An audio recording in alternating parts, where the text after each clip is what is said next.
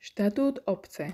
V sérii Samospráva na dlani vám približujeme dôležité informácie z obecných dokumentov a zákonov, vysvetlíme, čo znamenajú pre občanov a ponúkneme stručný prehľad fungovania celej samosprávy. Štatút obce je veľmi dôležitý dokument, ktorý určuje, ako obec funguje a aké pravidlá v nej platia.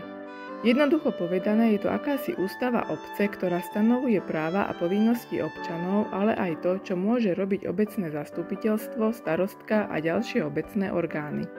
Tento dokument je dôležitý najmä preto, že v ňom nájdete všetky informácie o tom, ako sa spravuje naša obec. Ak vás napríklad zaujíma, aké práva máme ako občania obce Rastislavice alebo aké povinnosti má obec voči občanom, práve v štatúte obce tieto odpovede nájdete. Okrem toho upravuje aj to, ako sa obec stará o svoj majetok a financie, čo je dôležité pre každodenný život v obci. Takže čo konkrétne sa v štatúte dočítate?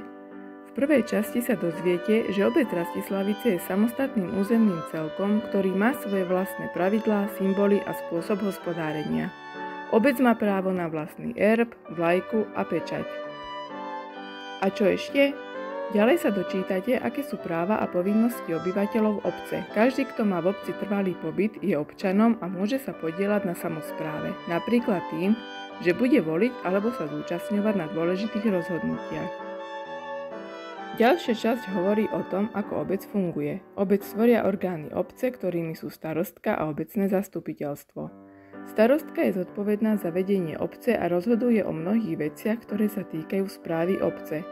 Obecné zastupiteľstvo, ktoré pozostáva z volených poslancov, rozhoduje o najdôležitejších otázkach, ako je rozpočet obce, nariadenia a veľké projekty, ktoré obec realizuje. Okrem toho je v štatúte vysvetlené, čo robí hlavný kontrolór, aké sú úlohy komisí, ale i obecného úradu. Veľmi dôležitou časťou štatútu je časť, ktorá sa venuje majetku obce a rozpočtu. Obec spravuje svoj vlastný majetok, budovy, pozemky, financie a je povinná s ním hospodáriť efektívne a v prospech všetkých občanov.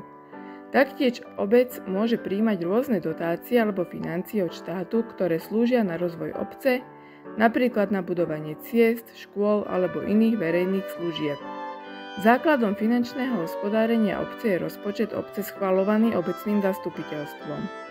Obecné zastupiteľstvo schvaľuje tiež zmeny rozpočtu obce, kontroluje čerpanie prostriedkov z rozpočtu obce a schvaľuje záverečný účet obce.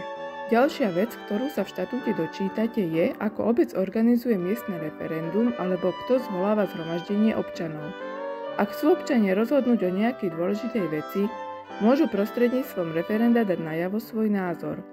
Obec má povinnosť referendum alebo zhromaždenie občanov vyhlásiť, ak o to požiada dostatok občanov. Na záver, štatút obce je dôležitým dokumentom pre každého občana, pretože v ňom nájdete všetko podstatné o fungovaní obce, o tom, aké máte práva a ako môžete vplývať na rozvoj našej obce. Je to dokument, ktorý by mal byť pre každého občana zrozumiteľný a mal by nám pomôcť lepšie pochopiť, ako naša obec funguje a čo od nej môžeme očakávať.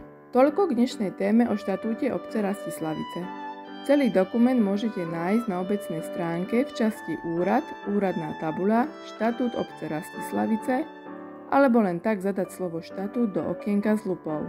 Ďakujeme za pozornosť.